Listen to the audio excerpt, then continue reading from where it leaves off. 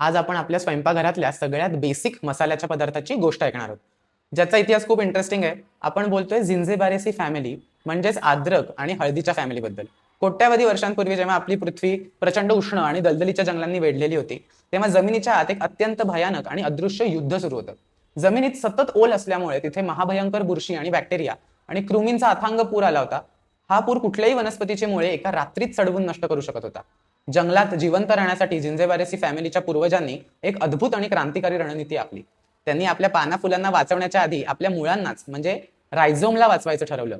त्या मुळांच्या आतमध्ये एक स्वतःची बायोकेमिकल लॅब सुरू केली आणि त्यात ठासून भरलं होतं तीव्र सुगंधी वोलाटाईल ऑइल्स कर्क्युमिन, जे अत्यंत तिखट म्हणजेच कटुरसात्मक कंपाऊंड आहे. हे वनस्पती विश्वातील निसर्गाने दिलेलं सगळ्यात पहिलं बायोलॉजिकल सॅनिटायझर होतं.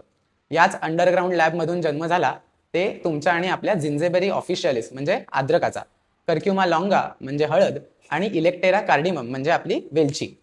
लॅटिन भाषेमध्ये जिंझेबर हा शब्द संस्कृतमधल्या शृंगवेर या शब्दावरून आलाय, ज्याचा अर्थ असतो शिंगासारखे दिसणारे मूळ. आणि ऑफिशियल म्हणजे जी वनस्पती फार्मसीमध्ये अधिकृतरित्या वापरली जाते.